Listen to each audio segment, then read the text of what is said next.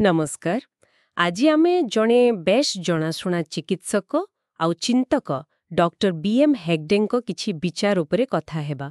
विशेष करी स्वास्थ्य रोग आउ आम मानसिक चापकु ने से जहा कहिसंती ता उपरे। एटा तांकर गोटे भाषणर ट्रांसक्रिप्ट उपरे आधारित। आमे चेष्टा करिबा तांकर जो टिके अलगा धरणर चिंताधारा अछि स्वास्थ्य आउ चिकित्सा गुनी सेटाकू बुझिबा पई। हाँ निश्चय।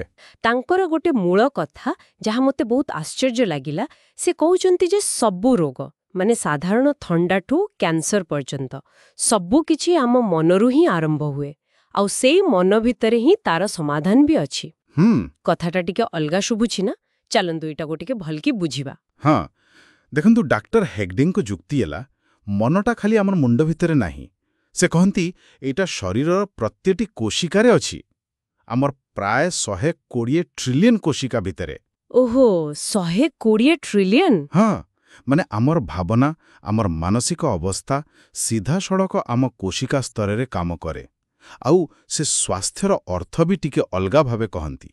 खाली रोग नहेबाटा स्वास्थ्य नुहे। स्वास्थ्य होछि काम करिबा पई उत्साह आउ अन्य मानक प्रति करुणा देखिबा पई भी उत्साह।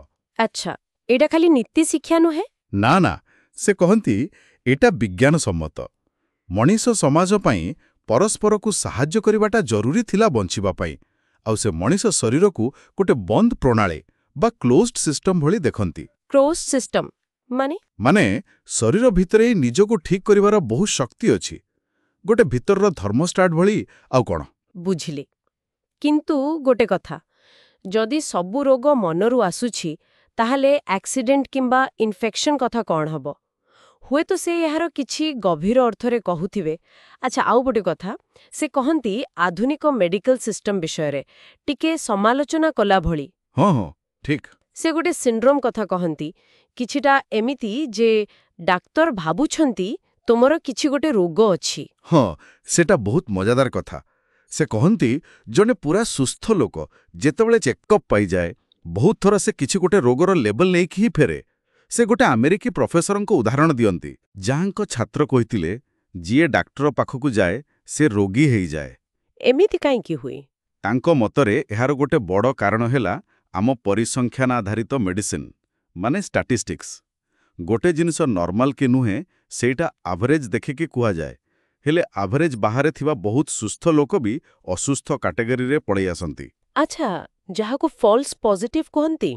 एग्जैक्टली भूल सकारात्मक फलाफल। भाबंतु गोटे टोटाल बॉडी स्कैनर जदि 750टा जिनिस मापुची आउ धरा जाओ 5% भूल हवार चांस अछि प्रति पैरामीटर रे, ताहाले जने सुस्थ लोकर भी केतटा रिपोर्ट गड़बड़ आसीबो। बापरे। से आउर भी कहंती जेमिति इजराइल रे डाक्टर माने स्ट्राइक कला बेले मृत्युहार कमी जाइथिला बोली कुहा जाए। ओहो एटा बोधे देखाउची जे बेले बेले आमे ओभर ट्रीटमेंट बा अत्यधिक चिकित्सा करि पकाउछु। ए कथा सुनिले तो जणे साधारण मनीष डरी जीव। केमिति जानिबो से कोउटा प्रकृत रोग आ कोउटा एमिति फॉल्स अलार्म? अच्छा ए जो टेंशन बा चाप कथा आमे आरंभरू कहूतुलु डॉक्टर हेग्डे ताकू भी टिके अलगा नजर रे देखंती ना? हाँ बहुत भलो पॉइंट। से बुझांती जे आम शरीर भितरे एबे भी से आदिम मनीषर प्रतिक्रिया रहिछि। लक्ष लक्ष वर्ष तले जंगल रे जदि बाघ देखागला तो जीवन बंचेबाकू हेले दौड़ी पढ़ेबाकू पड़िबो।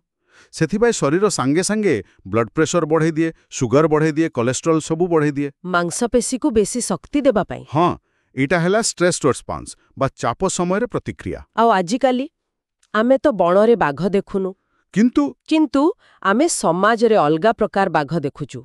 हुए तो ऑफिस रे बॉस, घरे किछि समस्या, रास्ता रे ट्रैफिक। एग्जैक्टली। आउ आम शरीर ठीक से ही पुराना प्रतिक्रिया देखुची, ब्लड प्रेशर बढ़ुची, शुगर बढ़ुची। पहले समस्याटा कोठी? समस्या हला सेतेबेले मनीष बाघटू दौड़ी पड़े जाउथिला आउ विपद टळी गले सबू नॉर्मल हेई जाउथिला। किंतु आजी आमे बॉस कोटू दौड़ी पड़ी जाई परिबानी। हाँ सेटा तो संभव नहे। तेणु से जो बढ़ीथिबा प्रेशर सुगर सेटा कमुनी, सेटा लागी रहुची आउ धीरे धीरे सेटा हाई ब्लड प्रेशर डायबिटीज भली रोगरे परिणत हेई जाउची। अच्छा आउ आमे जो औषध खाउछु औषध गुड़िक बोधे केवल से संख्या गुड़ा को कंट्रोल करुछि। हाँ। प्रेशर नंबर सुगर नंबर किंतु जो मूल कारणटा माने आम मनर से प्रतिक्रियाटा सेटा को बदलौनी। ତାହେଲେ ଉପାୟ କ'ଣ? ଯଦି ଔଷଧ ମୂଳ କାରଣକୁ ଠିକ୍ କରୁନି, ତେବେ କରିବା କ'ଣ? ଡାକ୍ତର ହେଗଡାଙ୍କ କହିବା ଅନୁସାରେ ପ୍ରକୃତ ସମାଧାନ ହେଉଛି ଜୀବନଶୈଳୀରେ ପରିବର୍ତ୍ତନ।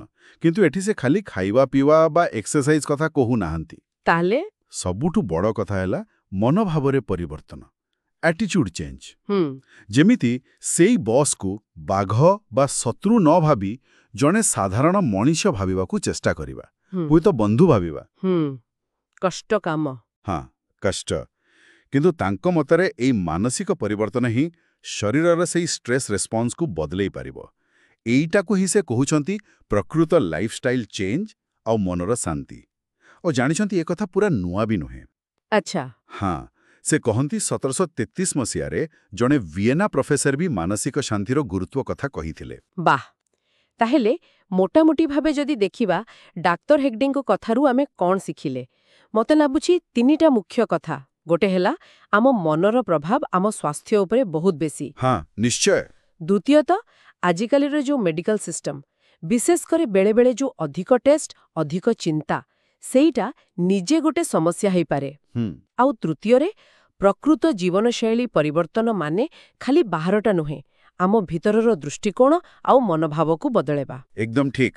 ଆଉ ଏଇଟା ଆମ ସମସ୍ତଙ୍କ ଆଗରେ ଗୋଟେ ବଡ଼ ପ୍ରଶ୍ନ ବି ତିଆରି କରୁଛି, ନୁହେଁ କି? କେମିତି? ଯଦି ଆମ ମନର, ଆମ ଭାବନାର ଏତେ ବଡ଼ ଭୂମିକା ଅଛି ଆମ ସ୍ୱାସ୍ଥ୍ୟରେ, ତାହେଲେ ଆମେ ନିଜ ସ୍ୱାସ୍ଥ୍ୟ ପାଇଁ କେତେ ମାତ୍ରାରେ ଡକ୍ଟର ଆଉ ଔଷଧ ଉପରେ ନିର୍ଭର କରିବା, ଆଉ ନିଜର ଦାୟିତ୍ୱ କେତେ? ହଁ, ଏଇଟା ଗୁରୁତ୍ୱପୂର୍ଣ୍ଣ ପ୍ରଶ୍ନ। ଆଉ ଗୋଟେ କଥା, ଯଦି ଏଇ ମନକୈନ୍ଦ୍ରିକ ଚିନ୍ତାଧାରାକୁ ଆମେ ସତରେ ଗ୍ରହଣ କରିବା, ତାହେଲେ ଭବିଷ୍ୟତରେ ଆମ ହେଲ୍ଥ କେୟାର ସିଷ୍ଟମ କେମିତି ହେବା କଥା, କେମିତି ବଦଳିବା ଦରକାର, ଏଟା ନିଶ୍ଚୟ ଭାବିବା ଭଳି କଥା। ନିଶ୍ଚିତ ଭାବରେ ବହୁତ କିଛି ଚିନ୍ତା କରିବା ପାଇଁ ଛାଡ଼ିଦେଲେ ଡକ୍ଟର ହେଗ୍ଡେ।